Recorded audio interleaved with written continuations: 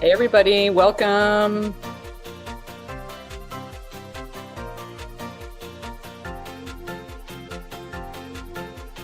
Hey folks, welcome. Everybody's already saying hi in the chat. Hello, hello. All right, we're getting it started. Welcome folks, so glad you're here. We will be kicking things off in just a moment here once the tens of thousands of people joining us for this call can all make it in.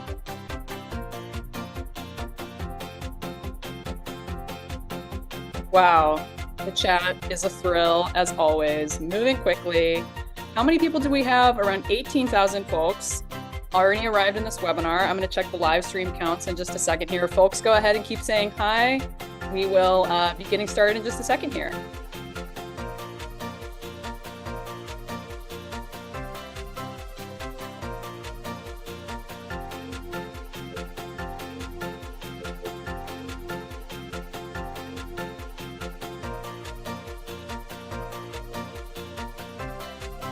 All right, and welcome once more to everybody coming in from the waiting room or joining us on live streams right now. I think we are officially kept out on Zoom, so super excited to welcome everybody joining us on live stream as well.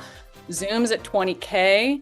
Looks like our live streams are collectively at a couple thousand and growing. And the chat, of course, is lively across the board. There's that funky little tune popping back in from our musical background.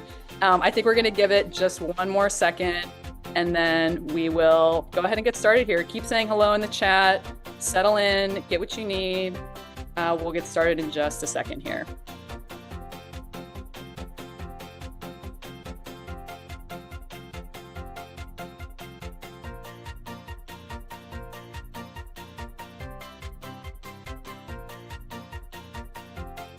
All right, welcome everybody. We're going to be getting started in just a moment here. Thank you so much for logging in and joining us. Zoom is maxed out at 20,000. What's my count on the live stream? I think we got a couple thousand and rising. I'm going to pull up the details in just a second here. Yeah, super excited to have everybody joining us. And if you're just arriving now, don't worry. We're just kind of kicking things off. And actually with that, let's go ahead and do it. Let's go to the next slide. Just a couple of basic pieces while folks are still arriving. As you're settling in, first of all, I just want to say, get a beverage, get some water, get comfortable. We're not going to be here all night, but, you just want to be able to focus. Maybe grab a notepad, some paper, something you want to take notes on. There's going to be some key stuff tonight that you might want to be able to save. If you would like to have captions turned on, you can look for the CC Show Captions button. We do have them turned on overall, but you might need to click that to see it on your end. And yeah, just one more little warm-up prompt for the night. Go ahead and share in the chat if you were with us last time for 1 Million Rising Session 1. Go ahead and share one insight you gained from that last session. Would love to hear a little bit of where folks are at. And I see we've got our emoji reacts working. That's a tool we'll probably leave on for a little bit of the night. Great to see the vibes there as well. Go ahead and share with us as you're settling in, just one insight or so saved from the last session. Alrighty, so I think we can go ahead. You know what? I think, give me one moment, folks. I'm going to pull up the slides in a different way here. Yep. Tech is a thing, and we are working it. Okay. There we go. We're going into slide share mode. Our beloved member of our team on the back end, their power just went out. So we had to pull up the slides in a different way, which we were ready for. Okay, welcome everybody. I'm just gonna go back to the title slide to kind of formally kick us off here in a different way. My name's Nora, I work with Indivisible. You see some faces of other folks who are gonna be core leading this training, and will introduce themselves in just a second. I'm here to just do some quick housekeeping. So let me give you all some orientation. Welcome to folks on Zoom. Welcome to folks on the live streams, the many of them. So excited to have tens of thousands of people here tonight for 1 Million Rising. So just to tell you about what you're watching tonight, in case you're tuning in for the first time, this is the second call of a 3-part series. If you want to see what you missed last time or you want to sign up for next time, we will remind you to do that a bunch later on, but you can grab that at nokings.org/rise. That's nokings.org/rise, and we'll drop that in the chat in just a second. Yes, don't worry, folks. We are absolutely recording this call. All the materials will be sent out afterwards. And I just want to mention a couple of things about that, and about kind of like making the most of our mass call space. In just a second, we are going to turn off the chat. It's such a big call space that it just allows us to be able to focus a little bit better if the chat is turned off. But if you want to be able to chat with folks, one of our facilitators, Ash, loves to kind of chat with folks on Blue Sky. You can use the hashtag 1 million rising to sort of tag your post and be in conversation with people that way. And I just want to say, for the moments when we do turn the chat back on, or even so far tonight, this is a powerful moment, and every now and then, some trolls, some folks who maybe don't have the best intent might stop through our space. If that happens, just, ignore and flood the chat with solidarity and good vibes, and just don't worry about it. We'll take care of it. So appreciate folks' thoughtfulness there. Just want to do a little bit more recap here. So what is 1 Million Rising all about? We're in a moment where we need to recognize our common goal, which is to fight against authoritarianism and this rising moment of authoritarian breakthrough, which means no kings, not just as an individual, but as an entire system that is propping up the rise of authoritarianism in the US and abroad. So in the first session of 1 Million Rising, we kind of talked about strategy, a strategic framework for this moment. And tonight we are giving you the tools to be able to get your own further training and also help spread that message beyond yourself. In our last session, which is coming up in 2 weeks on August 13th, we're offering ways to kind of plug into existing resistance campaigns and also support folks in plugging into work that's local to you. So a lot more to come about that, about ways of taking action. This is a moment where we need to build the community resilience and intersect that with the strategic action that we need to take in order to make it through this time and support each other through it. Want to tell you a little bit more about what to expect for tonight.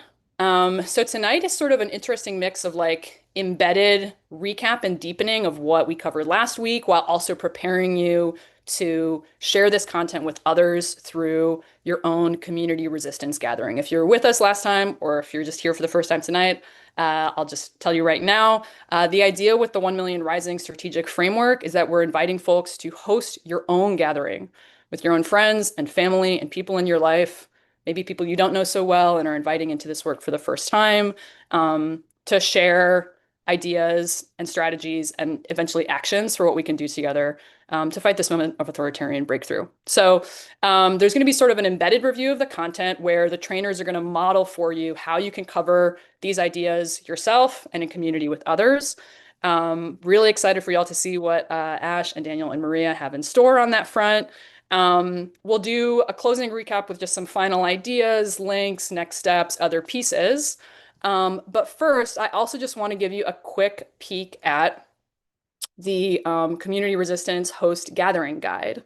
So what's on the slide right now, I know there's a lot of tiny words in a tiny font that you probably can't read. That's totally fine. The goal is not for you to be able to read it right now.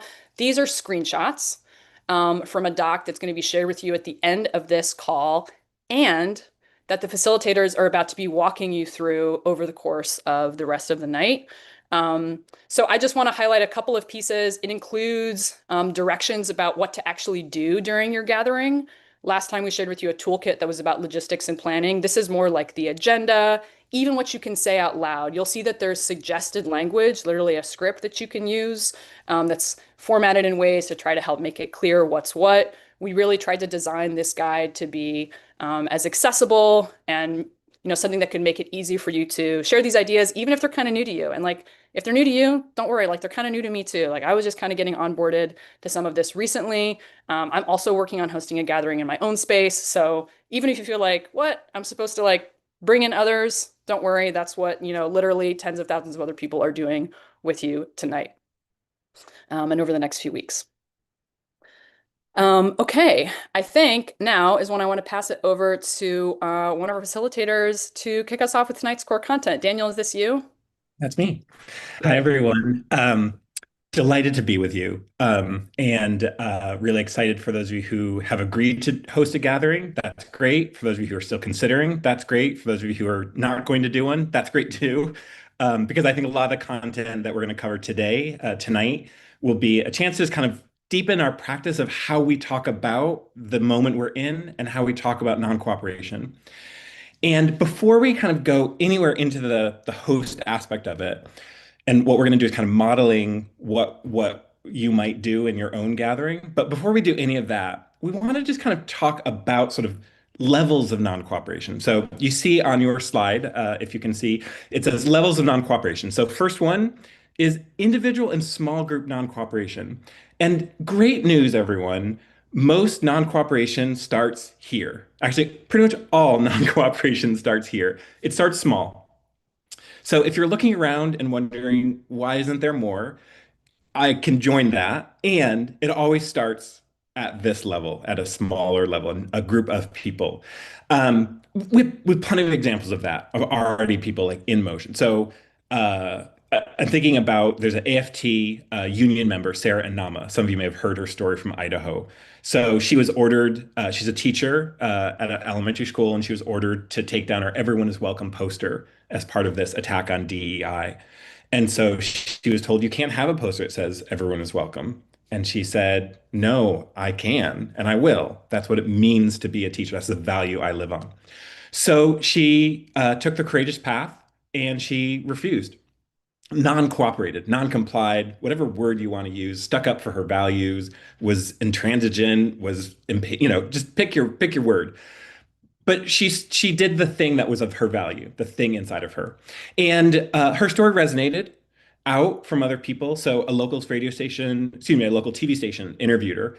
And so the community began rallying to her message. And so a screen printer offered to print out everyone is welcome as t-shirts, and kids along with parents started to chalk everyone is welcome outside the school. And so the value was reiterated again and again.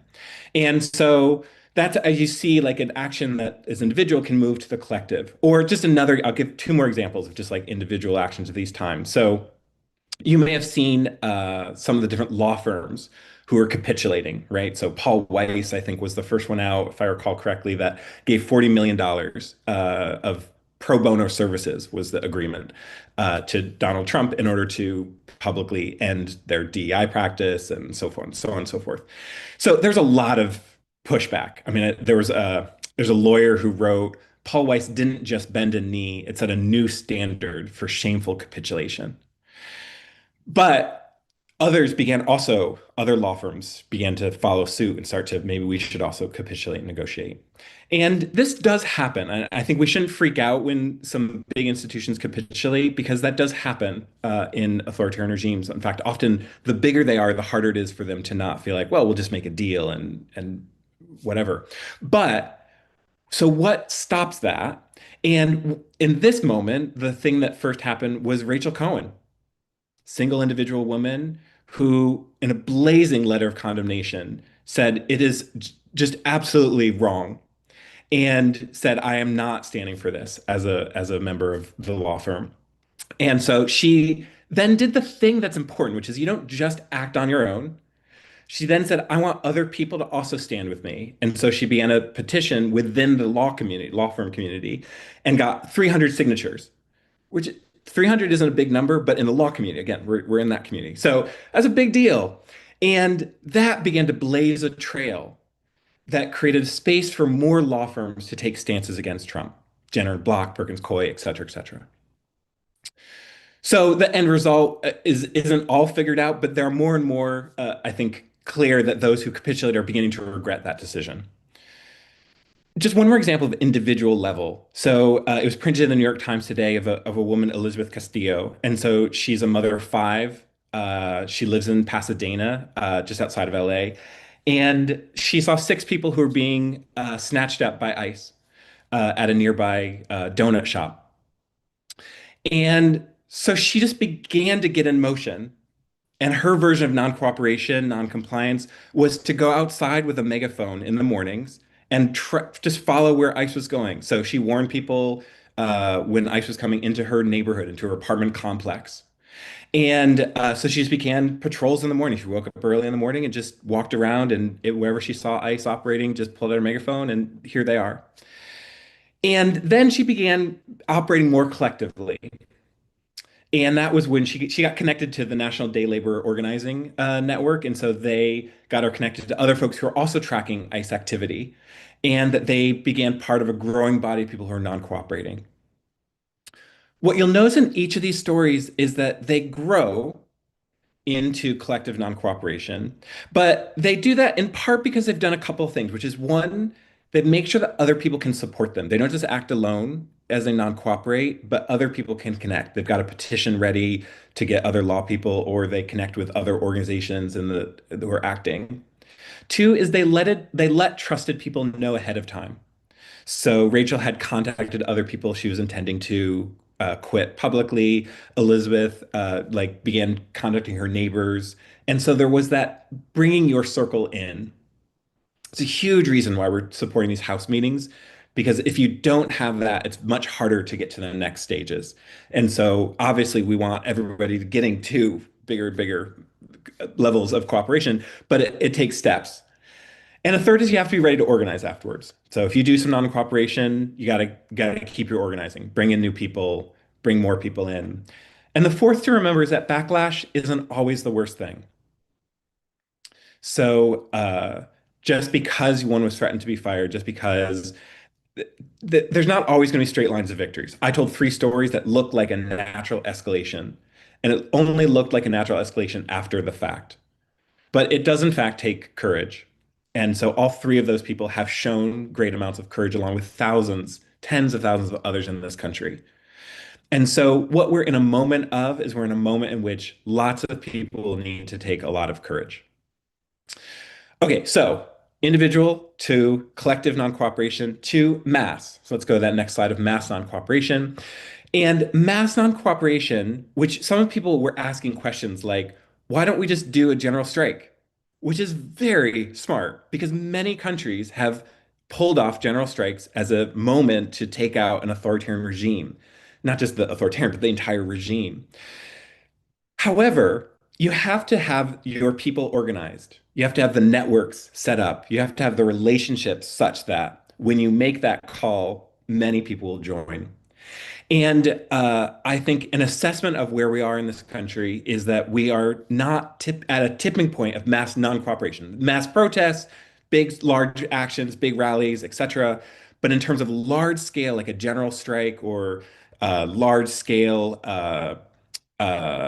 like massive economic boycotts of systems, for example, or tax resistant strikes, those kind of things, we're not, our assessment, my assessment, I'll just speak for my own self, isn't that we're at that point. But the way that we get there is that we move through these cycles and that we move through individual non-cooperation, move to more collective non-cooperation, which is what we're encouraging people to do. So what you'll hear through this session is encouragement for people to kind of pick their lane. If you haven't already picked a lane, pick what's some areas of non-cooperation, issue, etc., that might be good for you.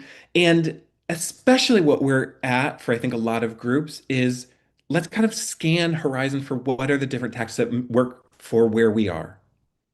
And so that's where we want to begin supporting people. So what we're going to do over the next period of time is we're going to walk through an agenda that we're encouraging folks to do in your local groups. And again, many of you have already agreed to be hosts, love it. And many of you might agree to be hosts, love it. That's our hidden agenda is we want more people to host. And the reason for that is because those are structures that can support us to step into more courage, or structures that can support us to move from just individual acts of I'm doing my own thing to acting collectively. And those of us who are already moving collectively, it can expand even further, a new circle out. Okay, so what we're going to do, next slide, what we're going to do is kind of walk through the agenda. So if we were in a smaller group, we would just like facilitate all of y'all, and it would be so cushy and warm and lovely.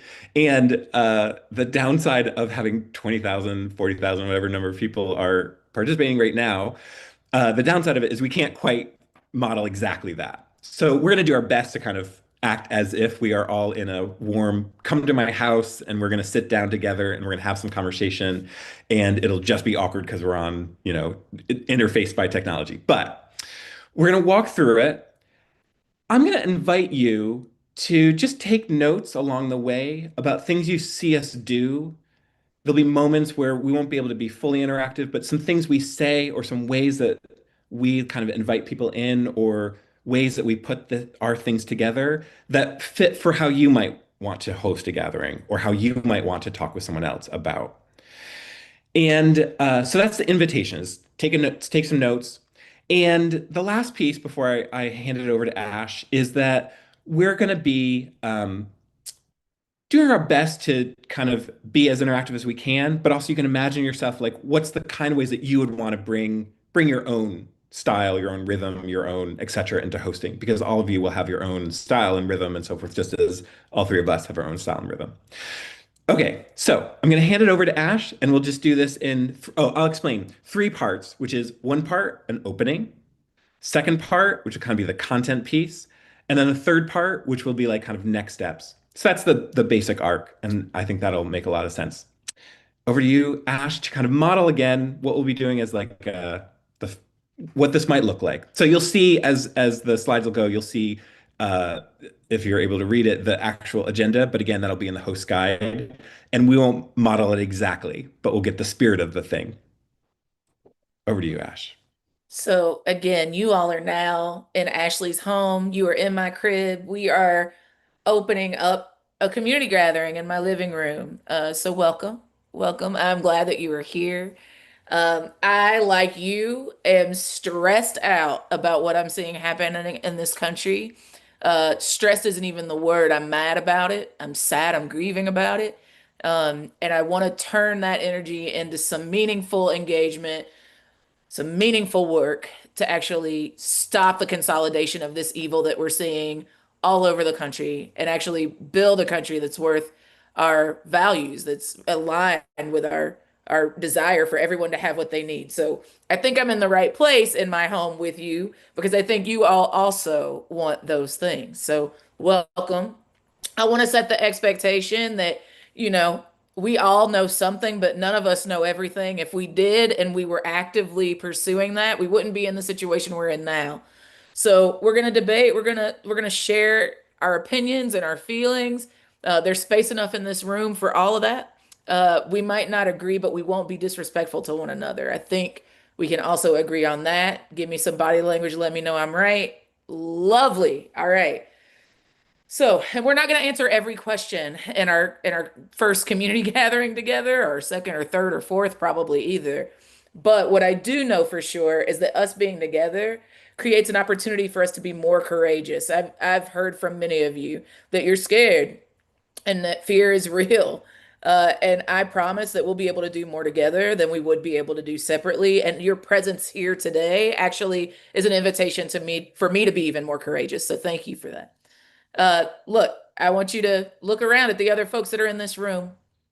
I want you to look around just online. I see you all talking to each other. We can do it right now. We don't even have to pretend. See all the folks that are using the 1 million rising hashtag, the no kings hashtag. Feel the solidarity in this room. See the tens of thousands of other people that are also gathering because we don't want to be alone in this work and we don't have to be. Let that inspire you to continue to go down this path, bending the moral arc of the universe towards justice. Now we're going to take a moment for each and every one of us to go around, say your name, say your pronouns, which is what I would call you if it's not your name, if I'm addressing you by something that's not your name. So, for example, my name's Ashley Woodard Henderson. My homies call me Ash. They also use she and her to describe me, but my kid sometimes calls me broski. So anything in right relationship is good for me. And tell me one reason that you're in this room. What brought you here? We can do that in this space online with everybody getting an opportunity. But if you were in my house, I'd probably ask you to turn to your neighbor, as my pastor says, and introduce yourself. So if I was opening, that it would go a little something like that, Daniel. Beautiful. I hope folks are taking notes along the way of things that you might want to borrow, steal, adapt. And let's go to the next slide. So we'll do a part two. So we now open into the part two portion, which is authoritarianism and non-cooperation. You will see if you've watched the first session, no worries if you haven't, but if you've watched the first session, you'll see some repeated slides. And the reason for that is just to like underline the points, but we'll say it in yet another way. Off to you, Maria. All right, thanks, Daniel. Hi, everyone. Good to be with you all tonight. So I'm Maria Stefan with the Horizons Project, and we're going to be talking about the context in which we're in and the authoritarian breakthrough that we talked about during the last session. And just to say, one of the things that gives me hope in this moment, besides being on mass calls with tens of thousands of you all, is, having spent the last 25 years or so working with movements around the world that have fought for freedom against authoritarian regimes and hearing their stories, not only of what they've faced and kind of the elements of the authoritarian playbook, but also how they have organized, how they've pushed back, and how they've prevailed. And that gives me tremendous hope in this moment. And I'm also aware of our own long history of resisting authoritarianism in this country, and believe that, our work in this moment can very much draw on that legacy from our own history. So, when we're talking about the context of authoritarianism, and you can go to the next slide, I think it's important to situate what's happening in the United States in a larger global context.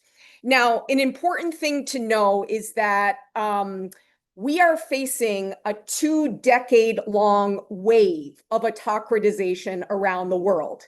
So this wave is touching all the regions of the world. And, instead of seeing like military coups or tanks in the streets, that's not how democracies are dying anymore. Instead, we are seeing democracies die subtle deaths, starting at the ballot box when democratically elected leaders go on to subvert the norms and institutions of democracy. They often do this using legal means, and they justify their actions as, oh, well, we're actually defending democracy and the rule of law. So that can be confusing sometimes, that they're actually using the means of democracy to undermine democracy. And, and this is exactly the strategy, the playbook that Viktor Orban of Hungary has used, that Bolsonaro of Brazil has used, that Erdogan of Turkey has used, that Netanyahu of Israel has used, using kind of the institutions of democracy to fundamentally undermine freedoms and consolidate power. So, and I think it's important to, as we talk about this rapid consolidation of authoritarianism at the federal level, which is new in the US. This aspect, it's important to understand that there is a long history of authoritarianism in this country grounded in misogyny and racism. And those on this call from the South are intimately familiar with what state-level authoritarianism looks and feels like. And if we think in this country about the rise of fascism in the 1930s, if we think about Jim Crow racial authoritarianism in the South following Reconstruction, and we think about today's MAGA movement, they all arise from the same roots. So just to be clear, winning an election or removing a single leader from power is not going to end authoritarianism in America. That requires a whole hell of a lot more work. And if we don't succeed in stopping the authoritarian power grab that's happening now, our work to advance in America that never has been, but must be, to quote Langston Hughes, gets a whole lot harder.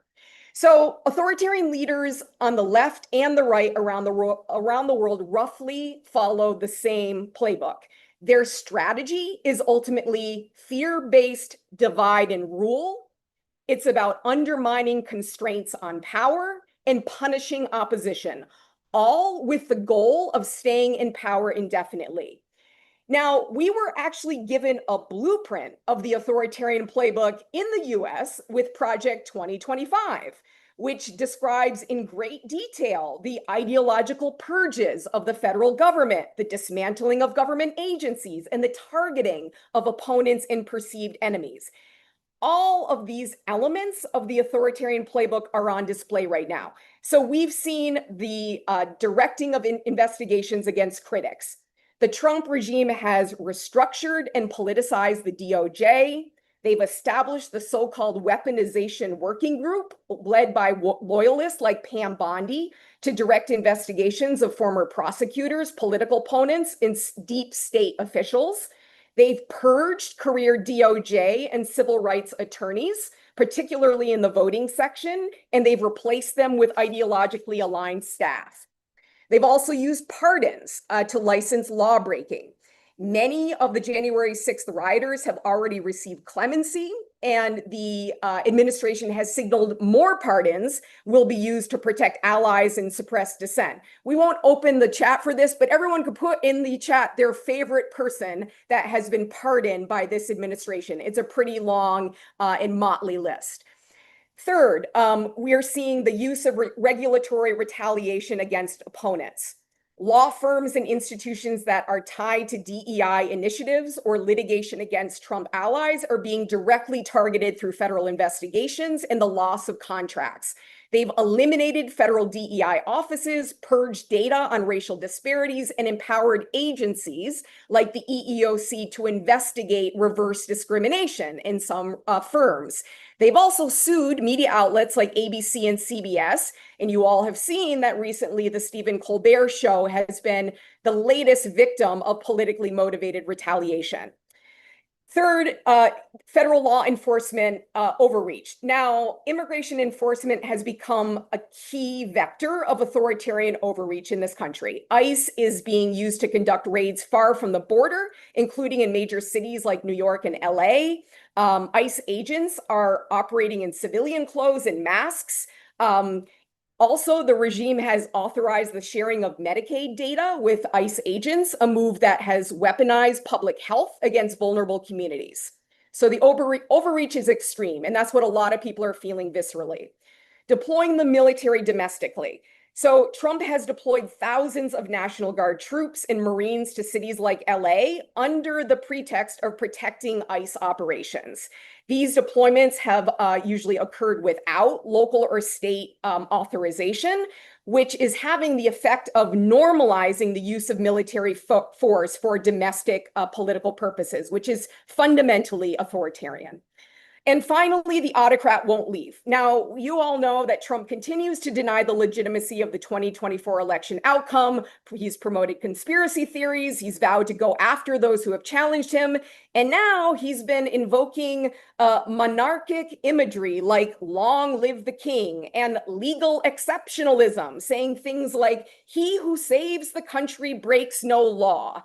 And, you know, we've also heard him threaten to stay in power for a third term. So these are all kind of elements of the authoritarian playbook that are on full display in this country. And at the end of the day, an important thing to I think, reinforce as you're talking about this with your communities, it is all about fear-based divide and rule. It's about the federal government doing whatever it can to entrench power, silence dissent, and centralize control so that it can remain in power indefinitely. Next slide, please. However, Donald Trump is not acting alone. Authoritarianism is not an individual or a small group of individuals. It is a system upheld by organizations and institutions that provide authoritarians with the social, political, and economic power they need to maintain control. These pillars of support include businesses, faith organizations, bureaucracies, professional organizations, police, security forces, and many others. And it's important to note that these pillars of support are present at the state level. They're also present at the national level. And we all have relationships. So maybe you can open the chat for a moment just for folks to put in the chat, what pillars are y'all members of? Like who are your groups? Because this can help also show how you have leverage and power in this moment to move people within these pillars. Yeah, lots of different pillars out there. Way too fast to keep up. So an important point here too is that these pillars are not monolithic, and power within them is fluid. So these pillars are made up of individuals who have different identities, motivations, and interests. Within the business pillar, for example, CEOs have different interests and motivations, and they respond to different incentives compared to, say, shareholders, or compared to workers, or compared to consumers. So there are many opportunities to move people within these pillars based on their different interests, their different loyalties to the authoritarian regimes.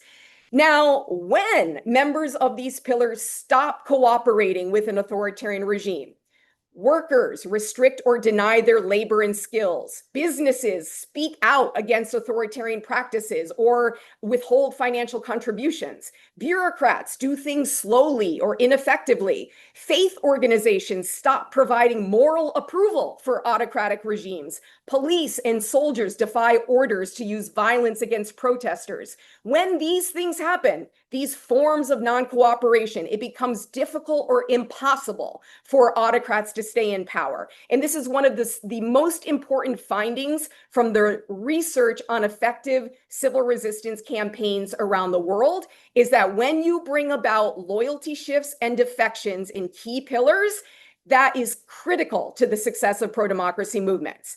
So next slide. So this importance of pillars and their ability to kind of withhold and restrict sources of power to the regime highlights why organized non-cooperation by these pillars is so important to the success of pro-democracy movements. So just revisiting, what are we talking about with non-cooperation? This is a set of tactics that involves refusing to cooperate or comply with requests, demands, or orders. And it is generally the most powerful set of tactics because it involves directly removing sources of power from an authoritarian regime. You are not asking, you are not advocating, you are directly taking power away. And enough non-cooperation within these pillars causes them to crack.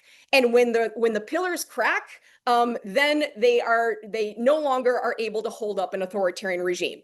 And in a really key concept that Daniel spoke about is that lots of people can engage in non-cooperation. Individuals, groups, pillars themselves, and entire societies. So I'm now going to turn things back over to Ash to talk us through some specific examples of non-cooperation going down.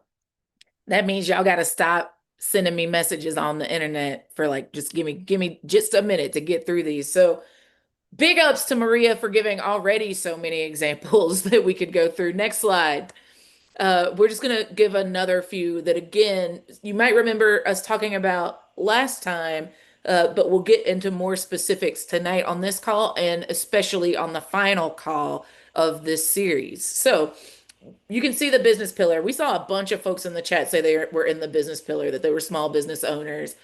Well, some folks are already doing this. You can see that it's happened already. Dodger Stadium owners refuse to allow ice on their premises. We know that they actually did this after an incredible woman of color decided that she was going to sing the national anthem in Spanish, even when she was told not to, right? So her stepping into her courage actually might have influenced these incredible business owners to do the right thing and go against law enforcement complying with ICE in their space, right? Pushing against what was the frankly, the administration is trying to make the norm, right? So this business saying no is non-compliance. We can up this ante though, right? We could join activists who have begun asking local businesses in their city, in their town, in their community to put up no kings, no ICE signs in their windows, right? Now listen, for my rad revolutionaries that might think this isn't important, I feel you. Sometimes it doesn't feel like it's very meaningful to me too. But actually, what I've learned is that the more my neighbors can see that they're not alone and being against ICE, the more that they're willing to take courageous next steps, right? So there is no too small way to be non-cooperative, right? This is actually a really critical way to make sure that millions of us, not just thousands of us, but millions of us can plug into this work to be non-cooperative. So again, one way that we could make this happen more is just by going and asking like the coffee shops that we go to, the other small businesses that we utilize to actually step up, put no ICE signs in their windows. Next slide. Now, again, I lost count of how many people I saw that said that they were in the education pillar, whether they were teachers or students, whatever your connection is, alums, we see you in the chat as well. So again, this is already happening, right? Harvard's refusal to comply with Trump's orders set a contrasting precedent for academic institutions versus like a UPenn or Columbia. Now, what I'll also say is that between last call and this call, a little birdie told me, or maybe several little birdies told me, that Harvard might be capitulating now. Well, guess what? That's a lesson for us. There was enough pressure to get them to be non-compliant. And then what happened? The administration met that pressure with more pressure, which is putting Harvard in a position to have to choose. Is it worth continuing to not comply? Or is it worth actually giving them what they want, which is like hundreds of millions of dollars, right? Well, if we increase the amount of pressure that we were putting on, then maybe we would show that it was worth it. So, again, we know they might. I know that when I say Harvard, y'all might be like, Ashley, they about to sell us out. I would say then that gives us an opportunity to increase our pressure to keep them non-compliant. What can we do to make this stuff happen more? Well, if you're an alum, you can join the letter campaigns that folks are already creating to send to your school administrations, right? We can also look for other pressure points in towns and cities with large local colleges and universities, right? This is something that we can do wherever we are. I know I used to work for United Campus Workers. We built solidarity across students, faculty, and staff, community members to put pressure on our universities and our state electeds that dictated budgets to actually make sure we were paying like our campus workers living wages and that our universities weren't sweatshops. We can continue to do that and increase the amount of energy that we're putting into making sure that the education pillar is one that topples, that is pushed by our non-cooperation, that brings them into courage because of our non-cooperation. We can do it individually, and we especially can do it collectively. Next slide. So we've talked about business, we've talked about higher ed. Now we're going to go back to business, but not from the perspective of the business, but from the perspective of us, the consumers, right? Again, this is already happening. We've seen of it, and actually, I feel like Daniel, Maria, correct me, Nora, correct me if I'm wrong, but I feel like some indivisible folks might have had something to do with a little bit of this, right? That this Absolutely. Avelo Airlines stuff, right? Um, they've been facing so much pressure for enabling ICE, and they just shut down their West Coast operations, right? So we know that people power actually is making that happen. It's not just their goodwill. Am I right, Daniel? Absolutely. That's Okay. absolutely right. All right. And then we also have seen how many of y'all saw the Tesla takedown stuff? Y'all, they have explicitly impacted Elon Musk's ability to be able to buy elections, right? We've seen the Target boycott. Shout out to Nina Turner. Shout out to Reverend Jamal Bryant and all of the millions of people that have made what started as a Lenten fast a huge nationwide boycott. And both of those companies, all three of those companies, are facing major blowback from customers for for their alliance with Trump.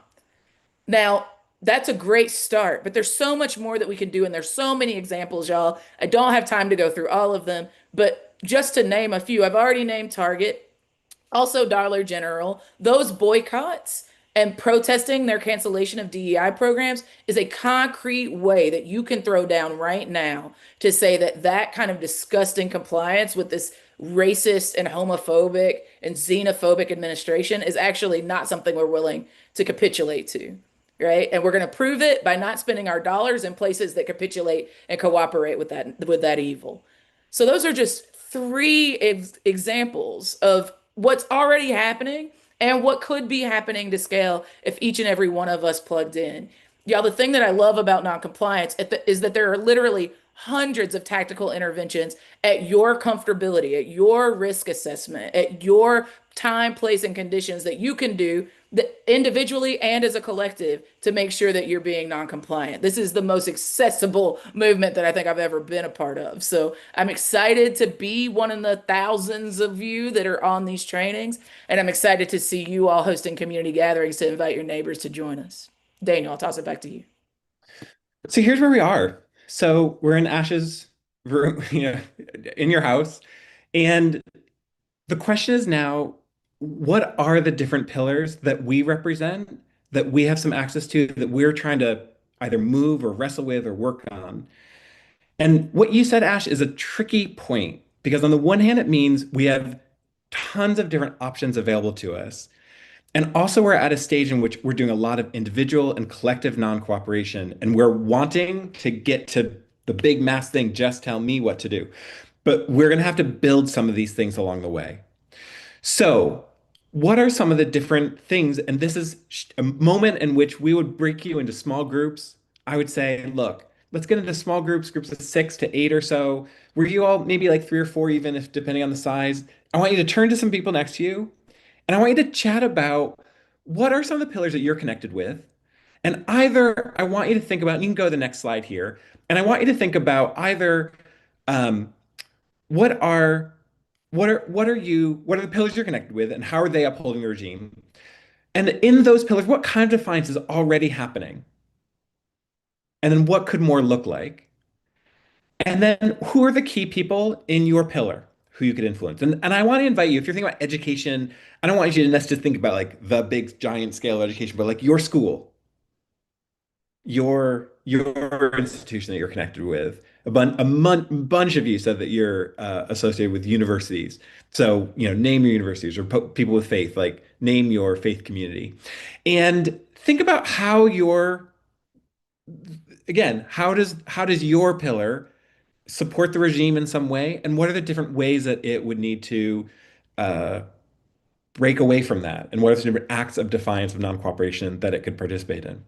So what you saw, Ash kind of set us up with a few examples, and then we send you into some small groups, and then we'd have you like go chat and like have some luscious conversations. Lacking the ability to do that in 10,000, 20, what are we, 30,000 now? Just We the did numbers. think about doing it. Yeah, we did think about doing it. And we said instead, let's actually just kind of open up. So we'll open up the chat and people can kind of throw in what are some of the different ways that your pillars are already in defiance, or what are some things that they could do more of? So feel free to chat, put in that in the chat, and we'll kind of run through that.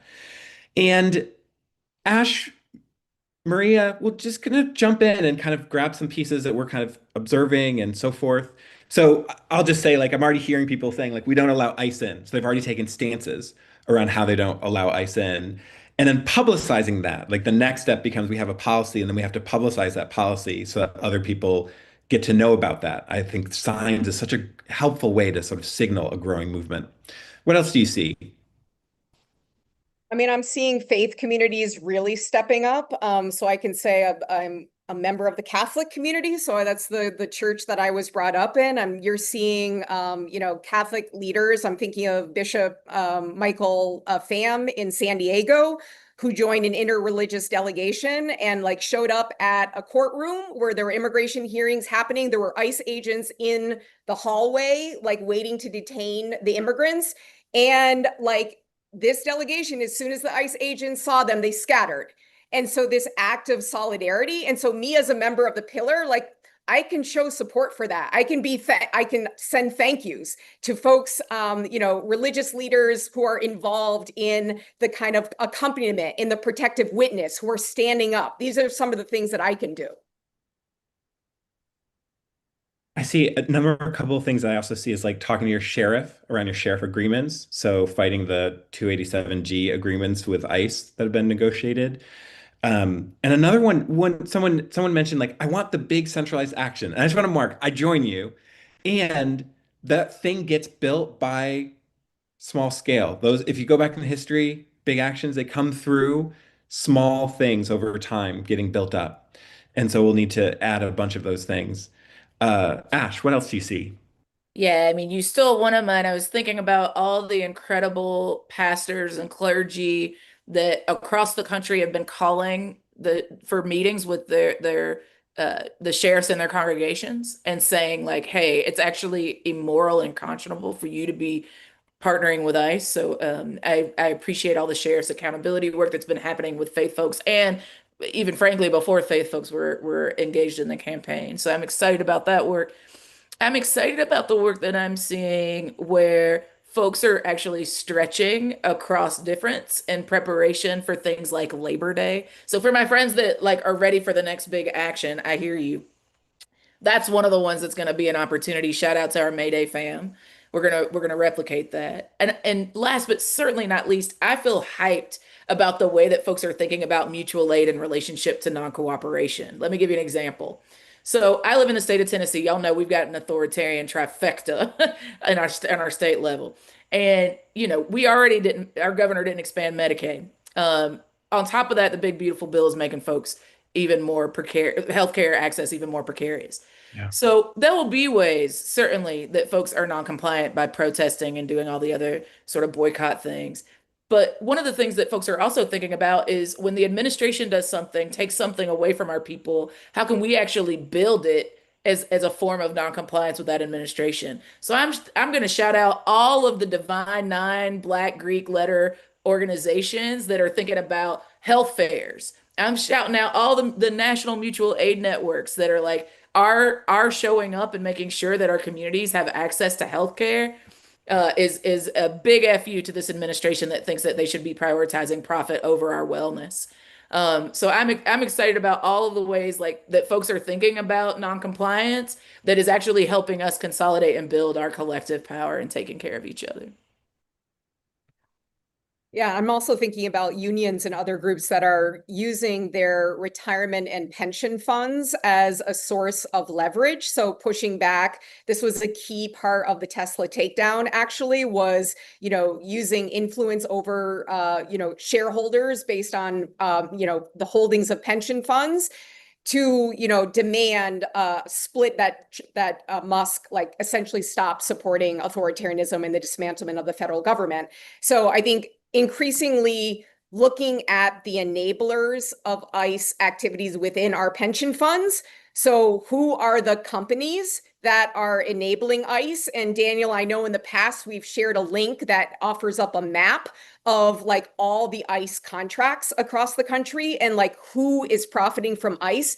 This opens up a huge avenue of potential activity using things like pension funds and retirement funds, and the potential withdrawal of those funds to push back on companies who are enabling ICE activities.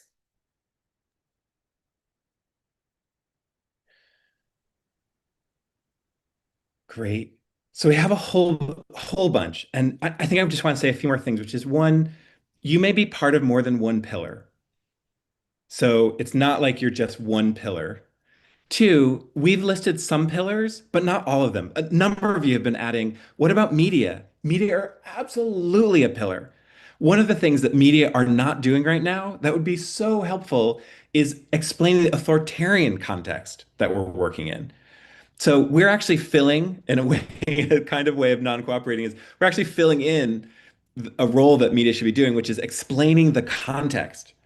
It's not just one action that Trump's doing and another action and oh ho hum over here and it, the totality of what's happening should be given perspective. And the fact that the media has been doing a terrible job of that, or a terrible job of giving explanation stories about what are the examples of non-cooperation happening. But Daniel, Someone else can mentioned, Daniel, on media, yeah, can I give a really great example of like please. non-compliance? So I believe the Indivisible in New York City recently just organized a march to like CBS Paramount headquarters with a list of thousands of signatures denouncing the retaliation on the Late Show with Stephen Colbert. So actively saying like we will not comply and putting pressure. So that was a pretty cool recent act of non-compliance targeting the media sector. Great. So there's lots of options. Another one that someone mentioned is like T-Mobile as like another example of non-cooperation where like, again, we're seeing like economic pressure is so critical. For those who are not tracking, T-Mobile has a relationship with, they're trying to, in September, trying to decide whether or not they give support, a relationship with Starlink, Elon Musk Starlink. And so, of course, if we're no kings, we're against the all the people who want to be kings, all the billionaire oligarchs who are trying to run the country, whether it's from government or from whatever position they live on as wealthy folks, and so critical. Actually, we've been able to. There's been a breakup amongst these two, but as you know, breakups can often they don't all last. So all these different ways of getting economic pressure. It's one thing for me to just say I don't like such and such. It's another thing for me to not give money to. again, as a consumer or as a taxpayer or and so all of those are what we're talking about in the field of non-cooperation. And so if we were back in Ash's room together, we would debrief this with each other, giving examples as people are already doing. And I love that people had many. Some of us don't have examples. Totally fine. Some of us were stuck in an institution that has not moved and said, I'm not going to move. And so either we might decide to leave that institution, or we might decide to be just in that institution, but just poking, grinding at it. And there's an incredible history of people who have been inside institutions that haven't moved, haven't moved, haven't moved. But at some point, the autocrat may come for them. And so I'm reminded in this context of the Bonhoeffer, Ray, of Dietrich, I think it was Dietrich Bonhoeffer. Who's the quote? First they came for the Jews and I wasn't Jewish, then they came for the gypsies and I wasn't gypsy, then they came for and I wasn't gay, and on and on and on, right? And so he was a pastor who had been a fan of Hitler, and eventually Hitler actually started to target him. And because of his opposition, because he was trying to keep a free church, essentially, and as a Christian. And so Hitler came for him, and he realized, actually, I should have been standing up for people all along. So just because an institution has not moved at this moment in time doesn't mean it will not move. And so for us to not necessarily assume this is how it's going to go, the autocrat has to keep creeping more power towards them. And that means institutions or pillars that haven't yet defected, they will all have an opportunity in the future.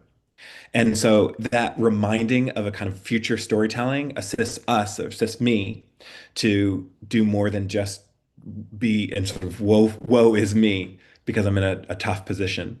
But to remember history can change, history dances. So I want to turn to the next slide, which is the last step in this kind of part two content piece, which is for us to then we would sit around with in Ash's room and think about who might we reach out to plant additional seeds of non-cooperation outside of just our immediate circle, but like who's out there. And so the ask, and I'll just read that the sort of the invitation that's at the last line, which says to write a note or to reach out to someone in your circle who's doing non-cooperation to encourage them, or someone who could be doing non-cooperation. So, for example, I was thinking about an example ahead of time, but I was thinking like one place I could start. I live in New Jersey, and I was thinking about like the attorney Desiree Grace, who she man, this is complex as some of these stories are, but she's the first assistant U.S. Attorney General. She was appointed by after Trump's trying to get his person to be in role. The court said, no, we're not actually allowing that person. We're going to put Desiree in. Desiree is not a handpicked Trump person. And so she's following the legal procedures. They then fired Desiree. Trump attempted to fire her. She said, no, you can't fire me. I'm going to continue following. It's a complex story, but she kept saying, I'm going to follow the law as I understand it, and I'm going to follow the legal procedures, even if you, Trump, are not. And so she insisted on that and the high value of that and kept going in that direction.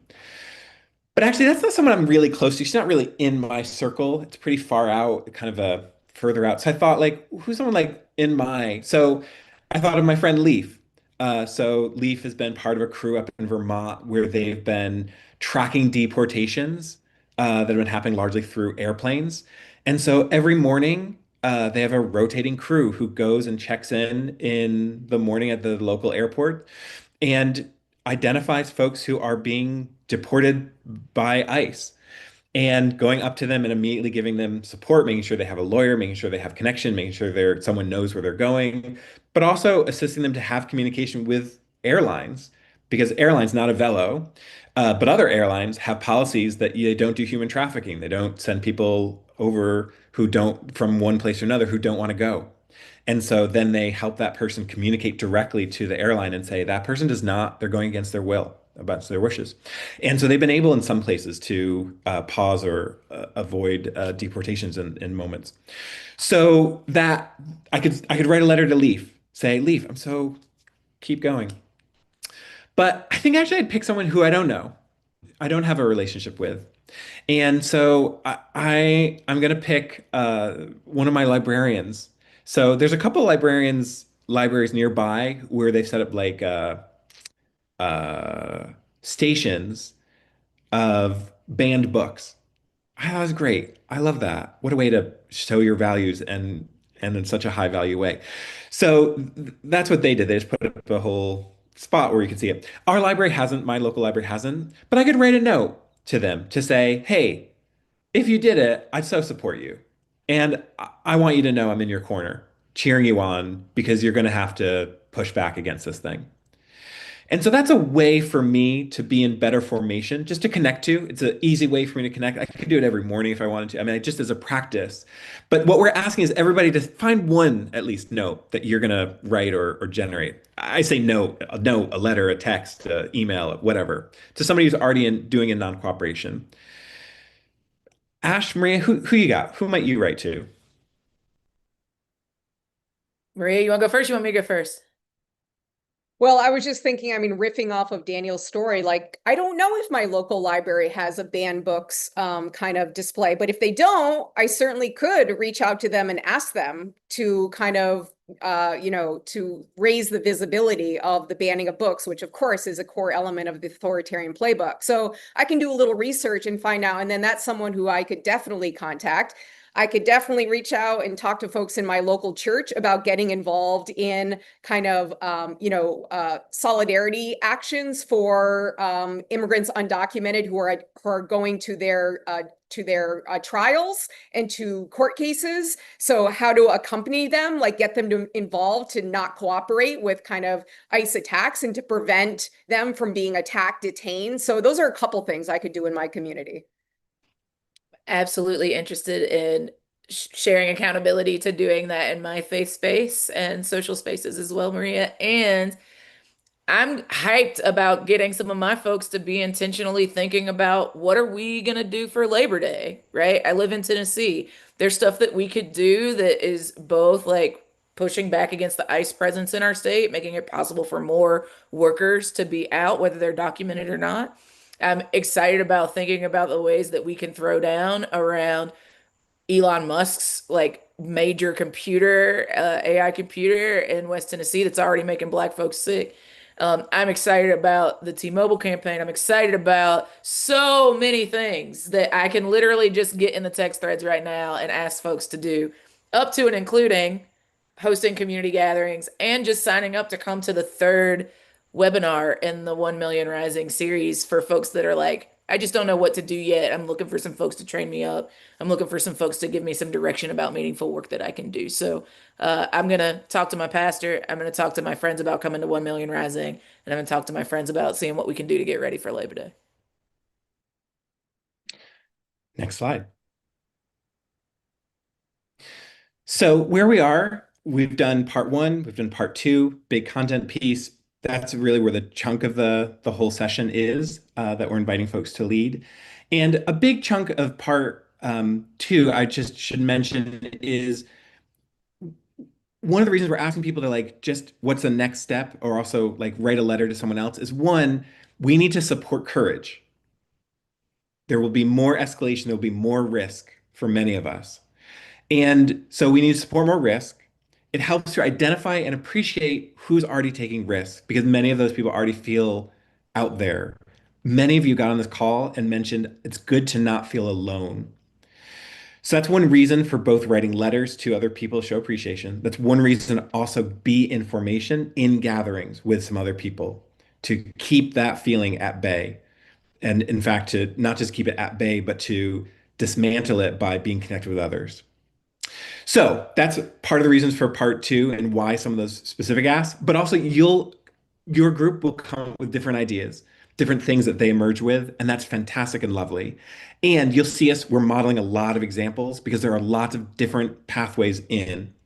for people to do non-cooperation. And so you'll have your own set. And again, this isn't the moment to necessarily make a decision. The hosting that we're doing isn't asking you to make a decision as a group. You don't all have to agree. I think the language you said, Ash, was we might not agree, but we will be respectful. Okay, so hope you're keeping notes about what are we doing, what are some things that you might want to pivot on or note, etc. And then we're going to drop into the last part of the host gathering, part 3. Ash, closing, next steps, take us home. All right, Oh, friend. actually, next slide. So I'll just mark. So we're just inviting people to make next steps. In the guide, we have all the steps written out, and so it'll be a little different, but you'll get the feel. We'll have people do a little go around, etc. But Ash will bring us into a kind of invocation, benediction kind of moment. Indeed, indeed. So again, I want to remind you that if you feel nervous, if you feel scared, if you're worried about your capacity to bring people together to take collective action, makes total sense. This is a time of this administration trying to make us feel so scared and so fearful that we're inactive. And I don't want to lose, y'all. I want to win. I want to win and see us all there at the finish line celebrating that we salvaged democracy and frankly made it even more possible in the experiment that is the United States. I want to see us get to the finish line and see all of our folks of color, all of our otherwise marginalized and targeted communities there at the finish line. I know it's possible because folks would have told me even a month ago that it was going to be impossible to get 130,000 people to sign up to be on a webinar about non-cooperation, and we've done it twice in a row. So I know it's possible because you all are making impossible things possible every single day. And if we get 4 or 5 people in a room together, 10 or 20, 100 or hundreds, thousands of people in a room together saying that we will not cooperate with an evil administration that is attempting to destroy our values, that is attempting to win by making us all infight with one another, that is trying to consolidate their wealth and power at the expense of our communities and their well-being, we say no. We say no. And we say we are going to make a commitment to every small and large intervention that we can make that makes it impossible for them to be comfortable in that evil. That's our work, friends. So we would invite people to make a commitment, right? We don't do this so that we don't come to these trainings just so we're smarter people, because smarter people do not necessarily a world save. We come together to learn together so that we can take that new knowledge and put it into action and change the conditions that we're living in, right? So when we come together, whether it's on these webinars or it's in person at our community gatherings, we ask folks to take like a next faithful step.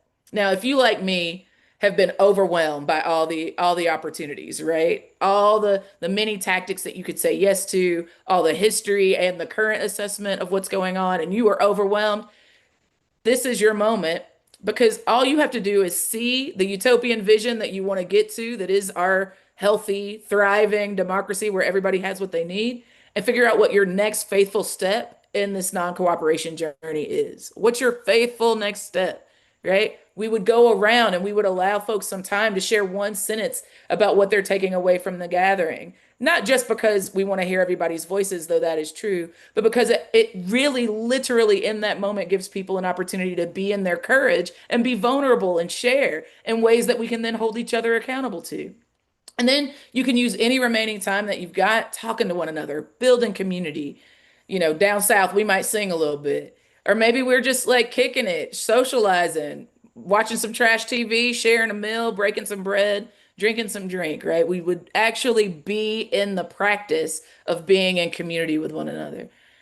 That's what I would do if I was closing it out, Daniel. Beautiful. Next slide. So that concludes sort of what the session would look like. And so as our final pieces, we're going to do a few logistical pieces, make sure that you have all your links, all that kind of thing. But we want to make sure that we just take a few minutes just to reflect on facilitating a host. What are some of the different things that you might do, say, or how you might act in a way that is welcoming to people and that might support those of you who are hosting a gathering, or even if you're not hosting a gathering, but you may have a conversation about some of these things. What are some of the things that you saw us say or do or ways we did it And so this is a moment where I'm just inviting you to look at your notes, if you took notes, if you're that kind of person, and just look back on, is there anything that you want to uh, note of what we did that you might want to, that was useful? Plenty of things you might have critique, etc. I love a good critique. But in this moment, just to share like things that you might find useful. And you can just put them in the chat. We're going to open up the chat so that people can just put in what are some of the different pieces. And again, what we're looking for is kind of facilitation-y tips to each other, kind of holding space tips to each other, how to be a welcoming host, how to talk about autocracy, what are some of the different ways and rhythms. And again, you will notice and observe uh, the three of us are very different stylistically. And that's beautiful. That's wonderful. So people are mentioning a lot of like energetic, positive vibes, speaking genuinely from our values and experience. It's so important, I think, especially for us to not put on more airs about what we do and don't know. There's a ton we don't know about how this will unfold. So that's a great one. Let's see. Acceptance. Yeah, I'm just following these. Ash, if you can help me just kind of like other pieces. Samantha pointed out the quote that you said, we might disagree, but we won't be disrespectful as an opening phrase that Ash said to help set the stage. And that does make it a lot easier for later on. Any other pieces that you're catching as people are writing One beautiful, of wonderful my things quickly? favorites that I've just seen in the chat is that we can be positive and optimistic while also being realistic, right? That we can be balanced in an analysis that is actually pretty dire while also giving people something to look forward to and be hopeful about, because we have to believe that we can win to actually get folks engaged enough to be able to implement a strategy that allows us to win. So I Yeah, think that's a really great one. great. Let's go to the next slide. Let's kind of walk through some. We just wrote up some facilitation tips, but also in the host guide, there's a one pager that also provides some of those resources. And don't worry, we will get you all those links. We will make sure you are not walking away with link lists. We'll make sure all those resources are to you. But just five facilitation tips that I wrote down that I found useful as someone who's been facilitating. Ash, myself, and Maria are part of a group called Freedom Trainers, and we've been just leading a lot of these trainings. So five things. Number one, uh, and just follow along with the slide deck. So keep going to the next slide here. So number one, just be yourself. Truly, truly, truly, truly. Be your authentic human self. We're going to win this thing only by being human. This is not a Superman moment. This is not a superhero moment. This is just us. Two, ask questions that invite stories, not just opinions. So the language I often use is the open-ended question, the elicitive question, the question that will elicit from people about their own experience, their own life experience, rather than just saying, "What do you think would?" But what pillars are you connected to, and what have you already seen them doing? Um, Three, framing as much as possible. So frame the space. We're exploring. We're not deciding everything tonight, for example. That's a framing to help people get out of the argument phase. Ash used another great framing of we might not agree, but we're all going to be respectful in this space. So number four, like when there are shutdowns, like people say, I just don't know what to do, or a disagreement about one thing, note those. And often a framing can be helpful. Yeah, we don't have to all see it the same way, or we don't have to know everything, but here's one next step that we can do. And so watching for shutdowns and instead, whenever possible, inviting more caring. And sometimes as a facilitator, I might not know what to do in a moment, and there may be some wisdom in the room. I believe there's always wisdom for all of our problems are in the rooms that we're in. It's my belief, my philosophy. And the fifth is a saying that we used to have at Training for Change, an organization I worked with, which is you can't go wrong if you love yourself, if you love your participants, and you love your content. And so more than anything else as hosts, I just want to invite you into a space of go with love and join with love, because that's the way we're going to move through this thing with the greatest steps. So thank you on behalf of all of us. And we're going to hand it over to last step, which is just some logistics around making sure you get all of your links and so forth before we close out. Over to you. Thank you, Daniel. I'll bring myself back up here as well. Okay. Wow. Hey, everybody. Actually, you know what? I just dismissed my chat, but I'm going to pull it up again and turn it on. Y'all, we'll hear a few final last words from them, but I just want to ask folks to get in the chat and give some love to our facilitators, Maria and Ash and Daniel, the Freedom Trainers, and some of their colleagues. Just give it up real quick. Really appreciate what they brought to this space, as well as everybody on our back end team and all of you. Still 17,000 on Zoom, and I think maybe 5 or 6,000 on YouTube watching with us right now. So gonna pause it one more time because we got a lot of links to drop for you guys. But yeah, I just want to do a bit of a wrap up on some of the logistics. Okay, so here's the deal. If you haven't already scheduled a community resistance gathering to talk about mass defiance and strategic non-cooperation, it's really not too late, okay? And it's pretty simple. We give you these tools and toolkits, and that can make it seem like it's whole thing, but it's kind of just like any moment in your life when you would like invite a couple of people to do something, okay? It could be a few friends and neighbors, maybe some people you don't know so well, but this is an opportunity to connect with them. You can host it at home. You could host it maybe at a public park if you've got good weather where you are, a library, maybe a coffee shop. You know, there's a lot of different options, but keep it what makes sense for you. And we have a platform called Mobilize where folks register their events so that we can support you with resources, and also you can track your own RSVPs. We can see if we're getting to this ultimate goal of 1 million folks upskilled and on board with our strategic framework at this time. Why don't we drop the link to the Mobilize platform for one thing? I also just want to throw out there as far as am I the right person to schedule a gathering, like, or to host a gathering? That might be something you're asking yourself. If you are already part of some larger network, like a neighborhood mutual aid group, or maybe an indivisible local group, something like that, you can host your gathering within that group, but also if you're like a more, maybe not a leader of that space, you're like a member, you're somebody who shows up and participates, this is actually a great opportunity to host a gathering of your own and maybe invite in some other people that you don't always see in those community spaces and those organizing or activist spaces. Because again, we're really trying to bring more folks in. And this is a moment when a lot more than ever, people are looking for a place to feel like they can channel their action. Um, so next up, the guide that I showed those screenshots of, the host gathering guide that I showed screenshots of at the very beginning of the training, and that the trainers just walked us through the sequence of over the course of tonight. We're dropping that link in the chat as well. That's where, yeah, you'll see the flow and the agenda, suggested time, a lot of the same images that we used tonight, those images of the pillars, those the graphic around authoritarianism, that's all in there for you to follow along with, and some basic language for how to talk about it with other folks. Those prompt questions, for a lot of time you're going to spend brainstorming and in conversation with folks. How are we connected to the pillars, and what does that mean about our options for participating in non-cooperation or pressuring people with influence and power to participate in non-cooperation? Let's go ahead and drop as well the link to the recording of session 1. So if you missed us 2 weeks ago, that recording's still up. You can go get the download there. And just to kind of give a preview of what's coming up, we're going to have our next gathering, our next 1 Million Rising session. It's the last one in the series right now. We'll see what happens after that. 2 weeks from now on August 13th.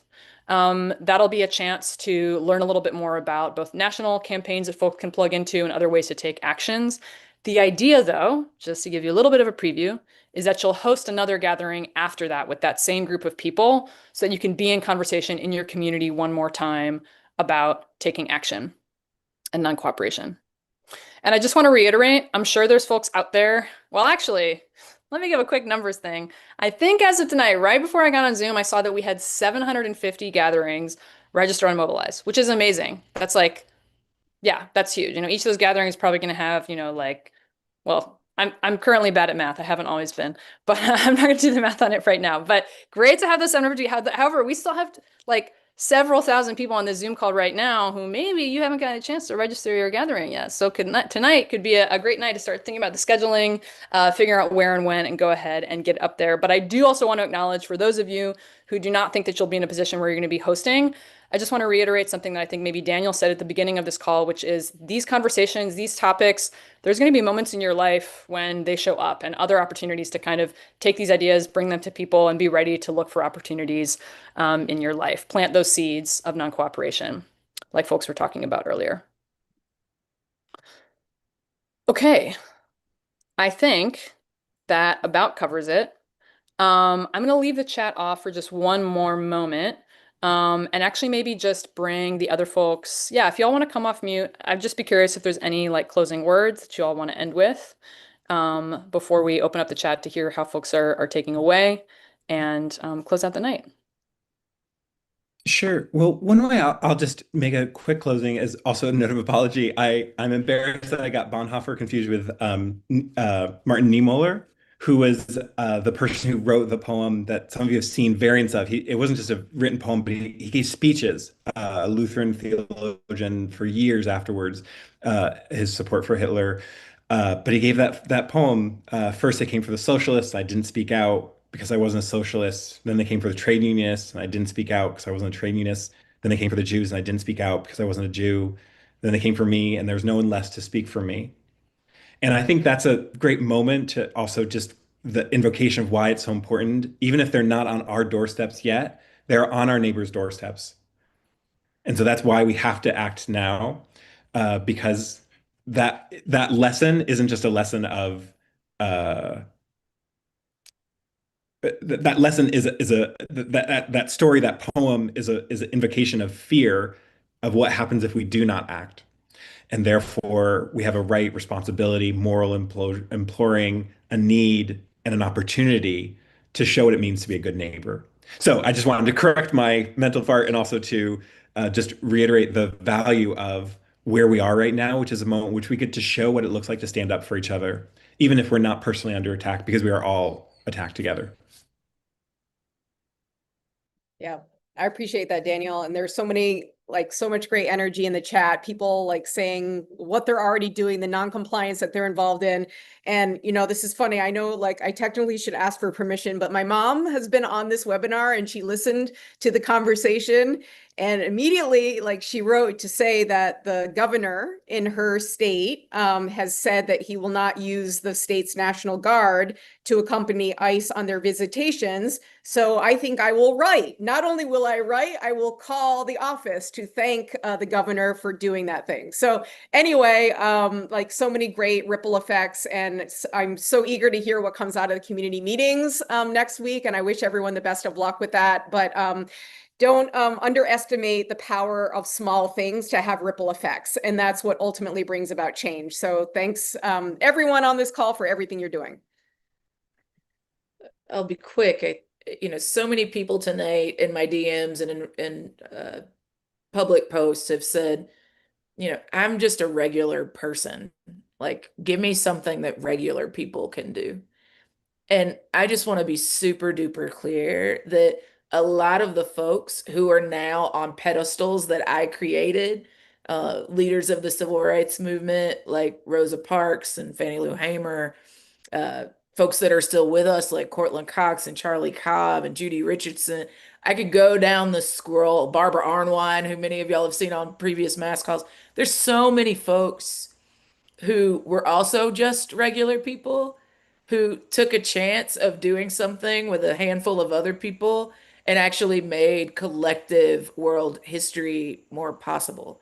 So I get it. You might not think that this community gathering is going to be the thing that topples the Trump administration. I get it.